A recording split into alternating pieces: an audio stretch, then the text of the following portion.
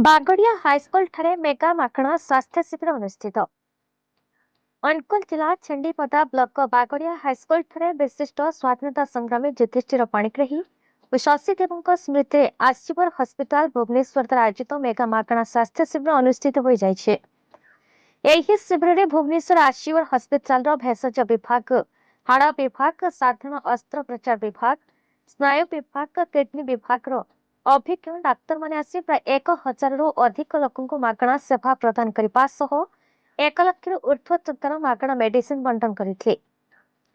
प्रथम शिविर को स्वाधीनता संग्रामी युधिष्ठिर पाणिग्राही सुपुत्र हाड़ीबंधु पाणिग्राही बागड़िया हाईस्कूल निर्माता स्वाधीनता संग्रामी आनंद प्रधान प्रतिमूर्ति पुष्पमाला अर्पण कर शिविर को उद्घाटन करते। छेंडीपदा विधायक श्रीयुक्त अगस्ती बेहेरा, गलक बिहारी प्रधान, बागड़िया सरपंच पुष्पलता बेहेरा, शिमिलीपाड़ा सरपंच गिरीश चंद्र प्रधान, टांगिरी सरपंच समरेश नाथ, जलधर सेठी, सुरेश चंद्र प्रधान, करुणाकर विश्वाल, टुकुना साहू, राजकिशोर साहू प्रमुख जोगदे शिविर को आगे नहीं। शिविर सका 9 संध्या 4 पर्यंत चलता बेले बागड़िया थाना पक्षर व्यापक सुरक्षा व्यवस्था कड़ाकड़ी कर